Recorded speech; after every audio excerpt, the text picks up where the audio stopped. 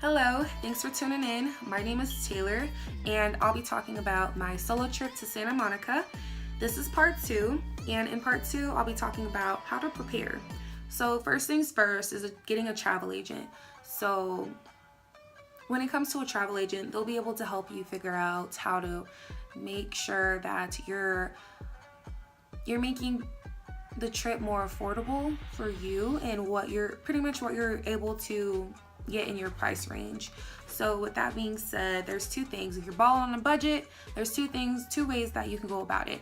So the first way would be figure out how much money you need. So whatever trip you want to go on, figure out how much money that you need to set aside each paycheck up until whenever you do plan on going on vacation, okay? And if you're still not able to make it work, then there's two.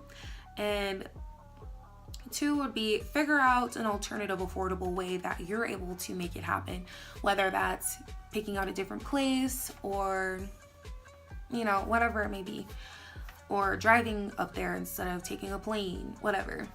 You and the travel agent will be able to figure out what you would be able to do in your case. And then there's setting the dates. Setting the dates and saving the money. So those are the two things that you would be doing to take the steps to move forward into actually going on a vacation, and especially a solo trip, something by yourself. So yeah, setting the dates and saving your money, figuring out how much money you need to save each paycheck, okay? And talking with your job, figuring out what dates, how much of advance notice does your job need to know. That way you're able to take a week off or a few days or a weekend, whatever. You got to figure that out. My job at the time wanted to know in a month advance, so that's exactly what I did.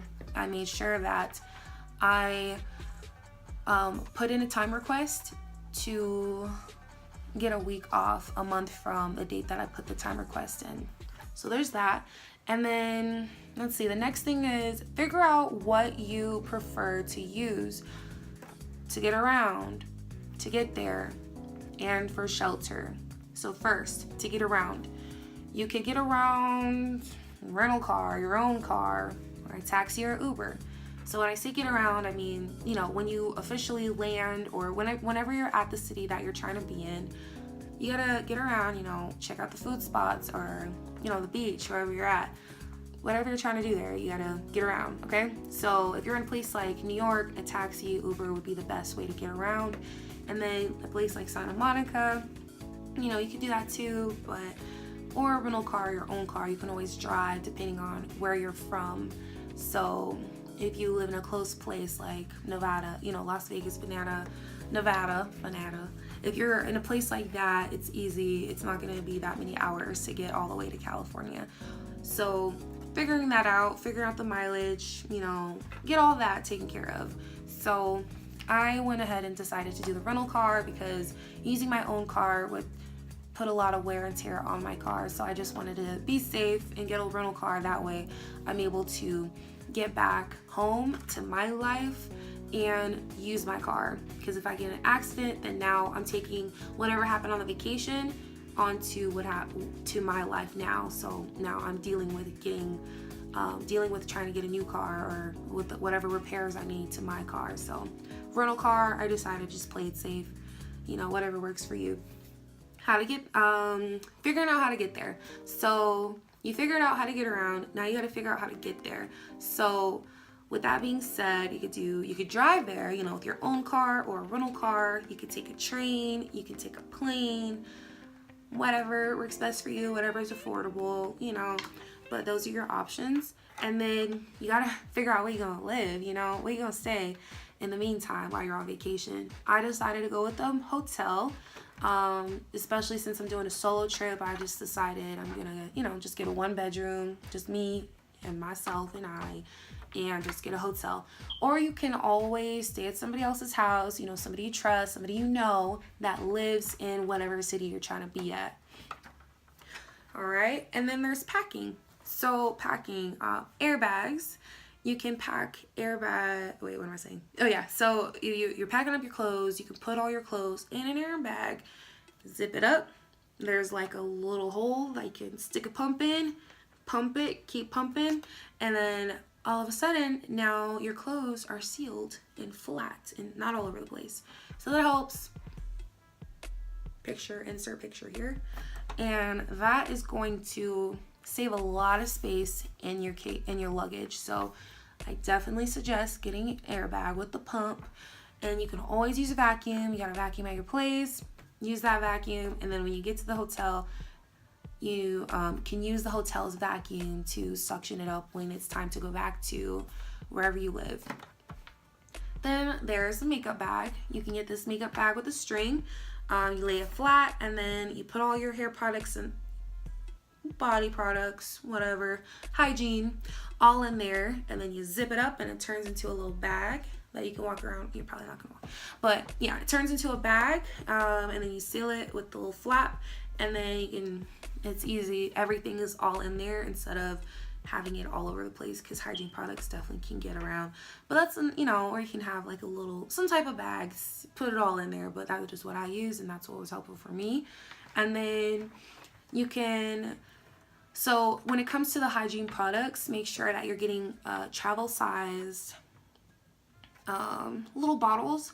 So let's see, you know, shampoo, body wash, lotion, whatever, all make sure it's 3 ounces or less. And if it's not 3 ounces or less, they are going to confiscate it, okay? And if you're natural and you want to be natural on this solo trip or whatever trip, then I highly suggest getting a plastic empty bottle and putting your hair products in there. You know, obviously separate hair products, so gel, you know, oil, have it in there in those plastic tubes, because that way you don't get your $10 to $20 hair products confiscated. All right, just a little tip, because I've definitely had that happen to me before. And then when it comes to stuff that you really need, like your receipt, your travel agent receipt, you're spending a lot of money to this travel agent. Make sure they're legit, by the way. And a way to make sure a travel agent is legit is by checking the reviews and looking at other people and how they responded to the travel agent. So yeah, definitely make sure the travel agent's legit, because you're gonna be putting a lot of money down to the travel agent. You're gonna be spending about, definitely over, for me, I spent over $1,000 for this solo trip. So as far as everything goes total, so I definitely suggest making sure the travel agent's legit. And back to what I was saying, make sure you have the travel agent receipt. So everything that you paid for, it's gonna all be on that receipt. It's gonna have your plane, your rental car, and your hotel. Everything is gonna be on there. Whatever package you decided to go through with that travel agent, it's all gonna be on there. And it's important you bring that way you have that for proof everywhere you go. So the rental car place, the airport, the hotel, here's proof that I paid for this. I got a spot. So there's that. And then, you know, obviously bring your phone, bring your charger. You're gonna need to charge your phone. And it'd be cool to have a portable charger. That way, you know, in case your phone dies while you're out and about, you'll have that phone charger as a back. You'll have that portable charger as a backup. Wallet, keys, headphones, book, optional, but you know, if you get bored, you can bring those 2 things. And then it's important for you to have a purse with a strap, because it's harder to lose because it's on you, and it's harder to steal because it's on you, okay? So who's gonna want to steal this, you know, because it's still on you? People are gonna want to, you know, steal somebody with the, you know, a handbag, because it's easier to run and take. Anyways, I suggest the purse with a strap, because everything would be on you at all times, and you wouldn't be losing anything. You wouldn't spend some of your trip looking for your purse with all of your shit in it. So I definitely suggest you to get a purse with a strap if you don't already have one.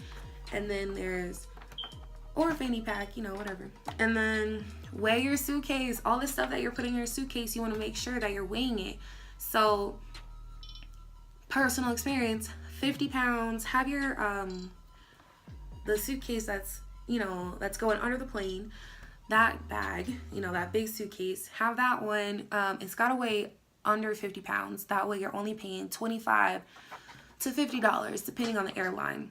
And if it's over 50 pounds, you're going to be paying about $100, even if it's 51 pounds. Yeah, I know, but that's the way it is. And that's what I figured out. And for me, I had to take some of the stuff out of my bag and into my carry-on bag. That makes sense. So the big suitcase, take some of that and then put it in the carry-on bag with me as I was getting in the airport. But yeah, I mean, in the plane. But yes, that is what I'm talking about. That is what I suggest. And you want to make sure you have enough room for souvenirs anyway. So whatever carry-on bag you have, try to make sure you have room in there for the souvenirs that you pay for. Okay, because you want to be able to bring that with you. You know, obviously you're going to bring it with you, but just a little tip on how to save money on save about what 50 to 75 dollars. No, how much is that? What is that? Yeah, about 50 to 75 dollars you'd be saving by making sure that your suitcase is less than 50 pounds. So just a tip.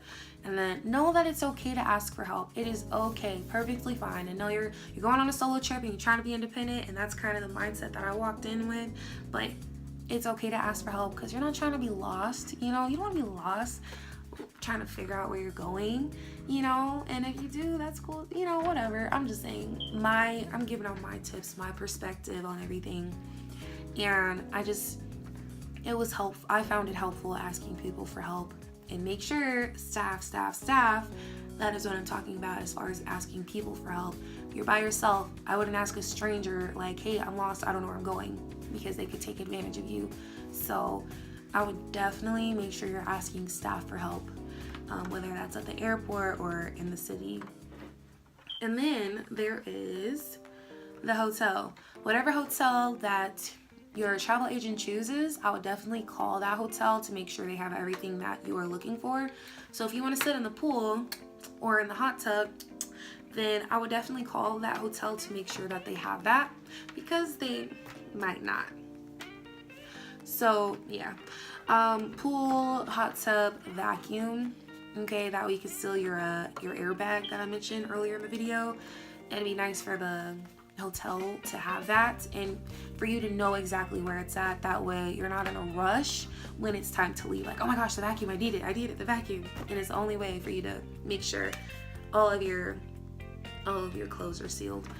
But yeah, last tip would be I went ahead and for my safety I carried a taser ring around, so that's as a way to keep myself safe. All right, and I'll put all of the products that I mentioned in the description box as a way, you know, something to help you out. Like if you are interested in purchasing any of the items that I talked about, definitely check out the description box because it's all in there. All right, tune in for my part 3 video, which will be about what to expect while you are going on a solo trip. See you there.